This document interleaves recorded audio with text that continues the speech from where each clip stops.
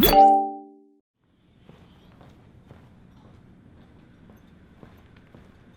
what's up, man? That shit you told me to do, it didn't work out, man. I thought it was gonna change my life. I don't know what I'm gonna do. Well, you know, it probably did change your life.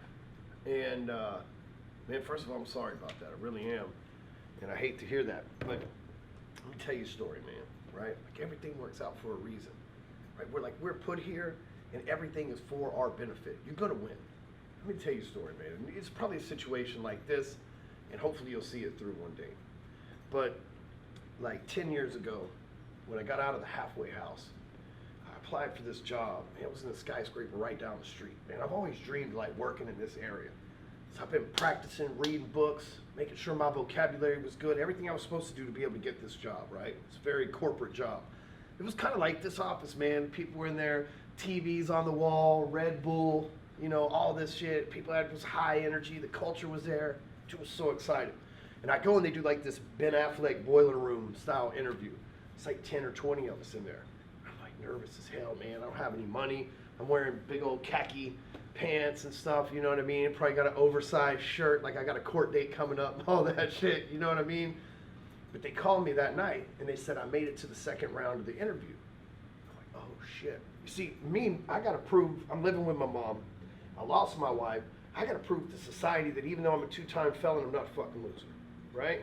And so I'm trying to get this job, right? I've been watching, you know, the mortgage industry for the last 15 months and I've been locked up. The news is telling you it's falling apart, it's falling apart. People are dying, mortgages will kill you. People are literally being mortgaged to death, right? Like, it's ridiculous. So I believe that shit because when you're locked up, man, you don't get access to real information like we have out here. You can't talk to other people and stuff, you know? And so, anyway, I believe the mortgage industry was bad, so I'm trying to find something else. So this debt solutions place or whatever calls me back on the second interview. Bro, I'm amped, right? Here it is. I'm winning again, right? I'll be right back at it. I'll be top producer at this place like I have been everywhere else. So I go in Friday for that second, or Thursday for that second round interview, right? Bam, I crush it. I got the job. Handshake. You're hired, right? Fill out the packet, go home. The thing though, man, is in that packet, I checked no next to have you ever been convicted of a felony or a misdemeanor. Well, I mean, you don't really get convicted of a felony or misdemeanor by being honest now, do you? Right, so I checked no, of course. We have the job Monday morning, man, like 6, 7 o'clock. I get a call from the HR Herald, you know what I mean? Mr. Stewman, don't come in today. We ran your background. We don't appreciate you lying. It's not a really good look on you. We hope you get your act together. Boom. Bro, the same place you're at right now, I was at then. Right? It's like the shit didn't work out. I had all my chips, dude, the whole weekend. I've been telling my mom, my friends, I got this job at Debt Solutions. I think that was the name of it. I'm gonna be a top producer and make $100 grand a month, blah, blah, blah. I got my act together. You guys go watch me shine again. Monday, force of averages there, like, not today, with that big old knockout punch. Dude, flooded, crying, man. Everything you feel right now, I felt then too. Man, I like put my tail between my legs. I asked one of my buddies if he knew anybody who was hiring.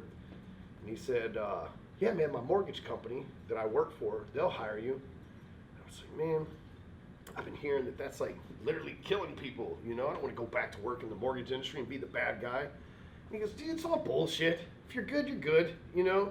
So I go and I interview with this guy. Texas Lending. It took me like 2 hours to convince this dude Rob to give me a job, man. He must have told me no 100 times. And finally, when he gave me the job, and I was straight up honest with him about the felonies and everything, so I wouldn't play that game again. It was hurting my heart, you know. I got abandonment issues, Danny. I can't have a job or anything do that to me. And so what happens, man, is, so I go there, I talk to Rob for 2 hours, and he gives me the job. Dude, he said, if you'll close our clients as hard as you close me on this job, you'll do well there. About 90 days later, as expected, I'm top producer, crushing it there at the game, right? I go into a TV room like this one night to grab some coffee, right? I go in there, and as I'm passing by, I see a TV just like that on the wall, inside the breakfast room or whatever, the coffee room. It's like 8 or so at night. The news is on. Like, the news is on. It's a helicopter shot, you know what I mean? Like, it's like O.J. Simpson looking shit, you know what I mean? And I'm like, damn, what's going on there? Because I normally don't pay attention to the news because it's negative, right? But like this was like something was going on in our neighborhood. So I look over at the TV, and it's that building, the Cret Solutions building.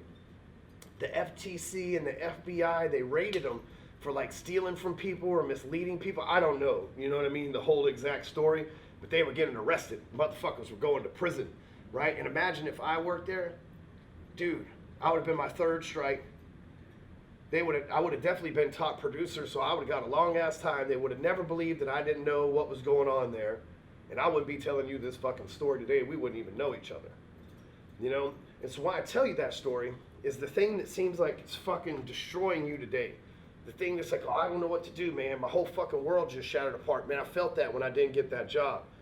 But man, 90, 180 days from now, some sign from God or whatever you want to call it, just like the one that I got, will show you that you're on the path to the right way anyway. So you're going to be all right. FYE, it's time to get back to work.